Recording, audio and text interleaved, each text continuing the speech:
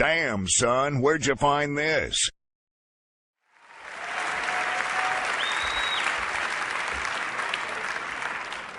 Well, I want to say it's easy for us to knock institutions like this, but when you get to see Peter Green play with Santana and you get to see something like that, it really reminds you of what it's about. Not only that, for you people at home watching TV, I'm having dinner with Jeff Beck tonight at my table. Anyway, I was 14 years old when I first heard Rhiannon on the radio in Kennett, Missouri, and that was it for me. I knew what I wanted to be, and while all the other kids were wearing flannelaries and flares, I was wearing platforms, shawls, and a Stevie Nicks shag haircut, which I have the perfect hair for. Some 20 years later, I happened to be playing in a dive in Aspen on New Year's Eve. However, Mick Fleetwood happened to be in the audience, and he came up to me and he said only one thing: "You remind me of Stevie Nicks." And I had made it. No one can dispute the importance of Fleetwood Mac and rock and roll today, a band that's mixed mysticism with blues rock and pop, and it was undeniably rich and real, something forbidden, but at the same time so enticing and powerful that without getting into trouble, we felt like we were a part of something mysterious. It was the sound of the times and the times to come. I recently went to see them play on their reunion tour at the Meadowlands, and it was really as if they'd never left, it was as if they'd never been away. In all my vast experience and my know-it-allness and my jadedness, I found myself experiencing tears and clapping and singing and yelling and crying. I hung on for the ride. What, at a rock concert? Well, they were back, and they were as powerful as the first time I had seen them in Memphis 20 years ago. And they are and were the reason I got into music. I'm not going to stand up here and tell you the history of Fleetwood Mac. It might be a bit like reading from the Old Testament or the Begats. But they were certainly around before their VH1 biography. They were on my radio and my turntable and in 50 million other people's homes at that time. And they became the backdrop for so many people's lives before President Clinton discovered the hope in the lyric "Don't Stop." They were challenging all of us to look at the sensual and mystical and spiritual sides of ourselves without us even knowing it. I think what is most interesting is that in a time in our history where we are all evaluating our own vitality on the planet, that a band that truly went through its own changes personally, creatively, and emotionally has found its way back into our lives in a very prevalent way. They wrote of relationships glorious, crumbling, of believing and of hoping, of despairing and of hurting. They introduced us to the darker sides of our beings without us even knowing it, and we joined the dance. They even taught me, a working musician, an invaluable lesson, that having relationships with your drummer or your guitar player doesn't signal the end of the band. Anyway, as I said, my first introduction to Fleetwood Mac was via the radio when I was 14, and I was in a small town in Missouri, and the only way out really was through radio and magazines. It was much later that I discovered the legacy that was Fleetwood Mac. Their story is indisputably one of the most incredible stories ever told in rock and roll, and it began with the wizardry of a guitar guru named Peter Green. Yes.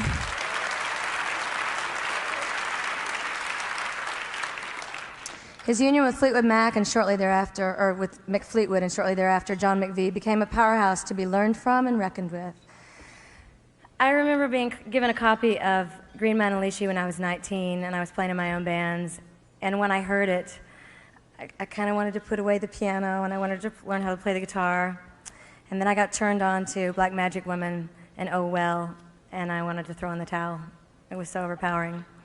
And I suppose actually, though, it was when I heard Man of the World, where this guy is singing so tenderly and urgently that in his having everything, he still wished he had never been born. And I understood how foretelling his words were in the scheme of his future in the band, even after releasing Albatross, having #1 singles, selling more than the Beatles and the Stones in Britain.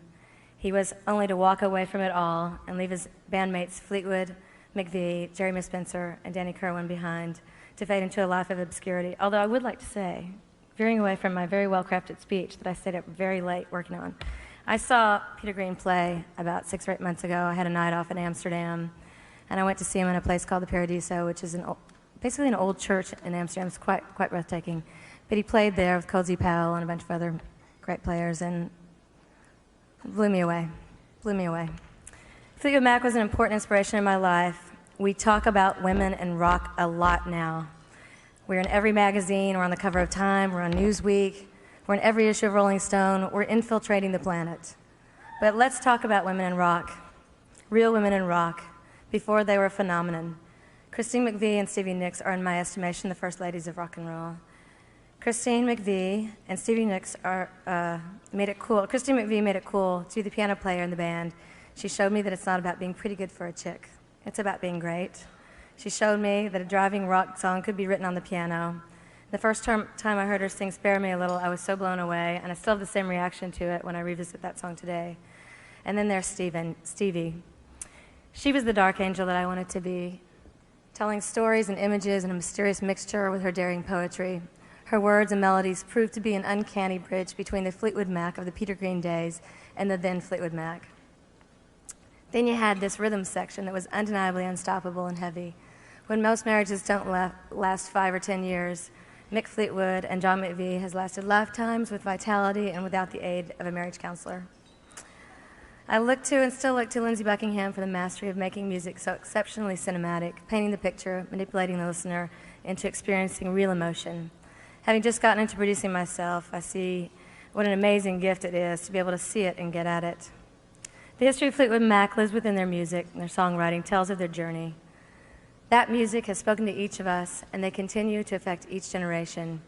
We live in a country that has grown up with Fleetwood Mac at our side. How fortunate we are. Ladies and gentlemen, I have the incredible honor of inducting Fleetwood Mac into the Hall of Fame.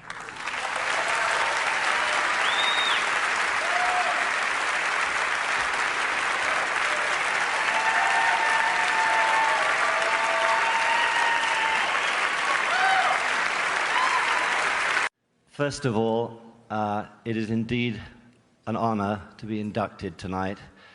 And before I make a hopefully not too long speech, I would like to thank Mr. Peter Green for forming Fleetwood Mac way back in 1967. Thank you, Peter. He left us with a stage that was to continue until today. Lunacy, heartache, happiness, unhappiness, and thank God a sense of healing has come to all of us up here on the stage today. We've had a fantastic journey. The music has been a privilege for me, playing with all of these guys, with Peter, with Danny, with Jeremy Spencer, who can't be here tonight. On behalf of Stevie, Lindsey, John and Chris and myself and Peter Green and everything that has been Fleetwood Mac up until today. Being an Englishman, I can't think of a better way than quoting a little bit of Shakespeare. And as the man said, if music be the food of love, play on. And we thank you from the bottom of our hearts.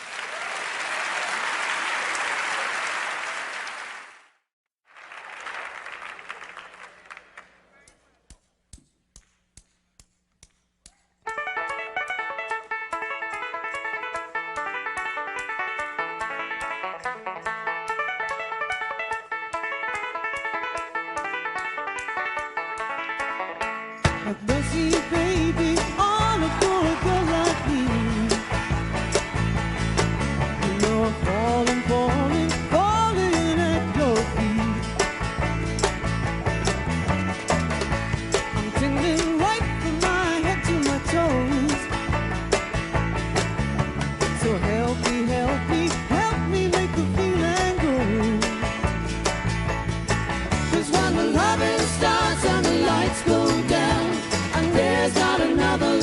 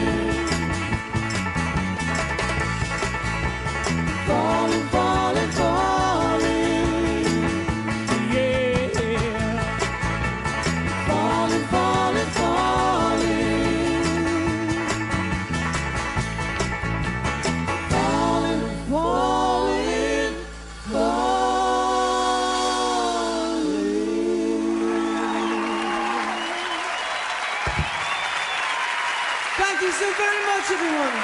Thank you. Thank you.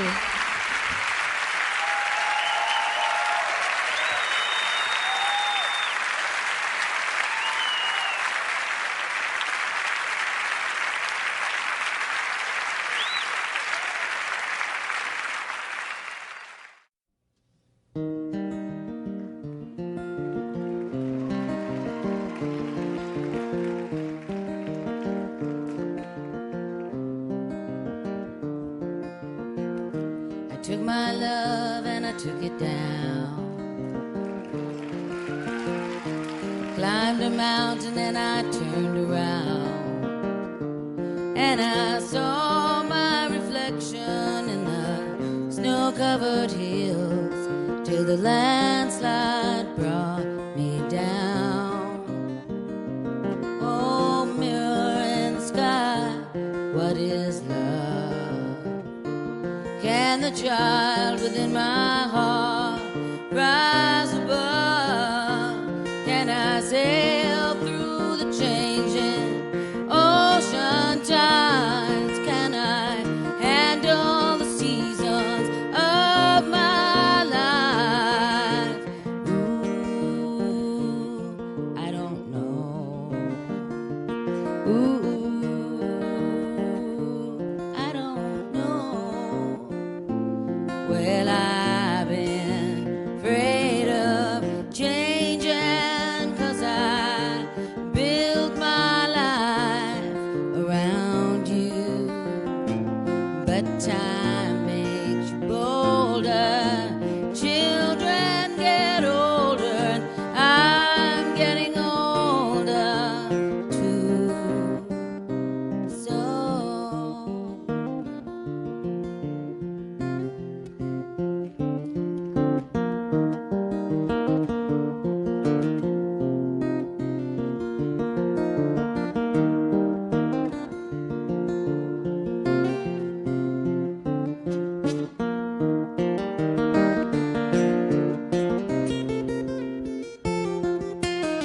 I've been afraid of changing, 'cause I built my life around you. But time makes you bolder, children get older, I'm getting older too. Oh yes, I'm getting older too. So take this love, take it down. Oh, if you climb a mountain and you turn around, if you see my reflection in the snow-covered hills where the landslide will bring it down, down. And if you see my reflection in the snow-covered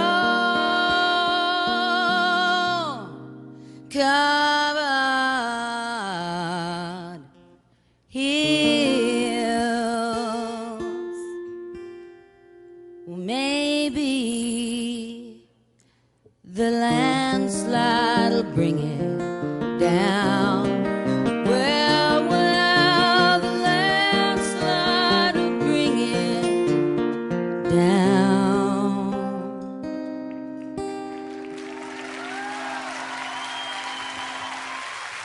Thank you.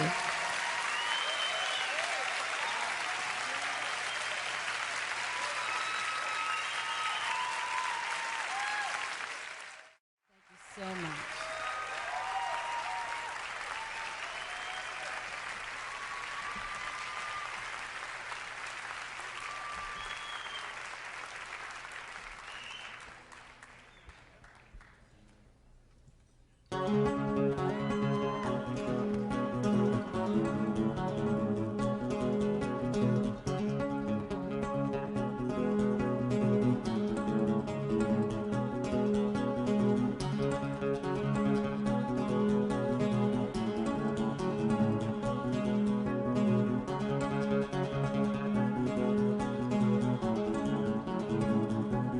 Looking out for love in the night so still.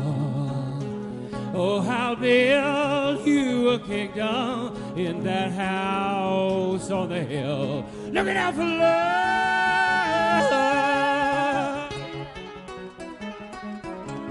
big, big love.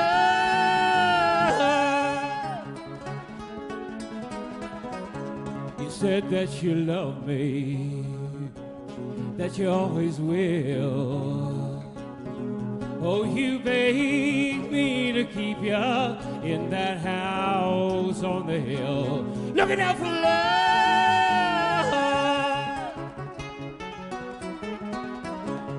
big, big love.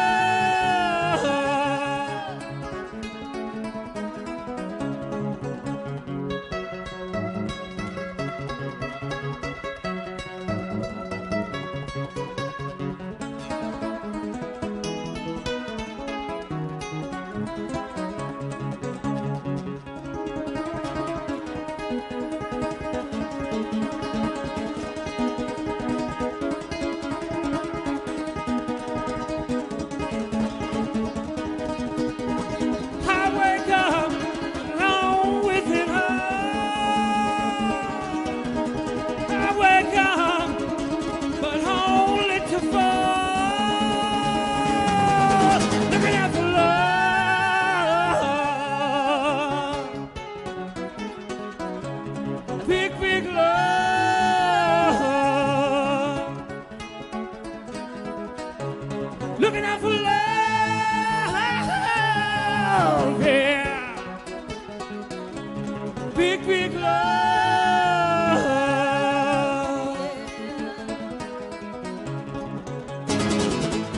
Ooh, ah, ooh, ah, ooh, ah, ooh, ah, ooh, ah.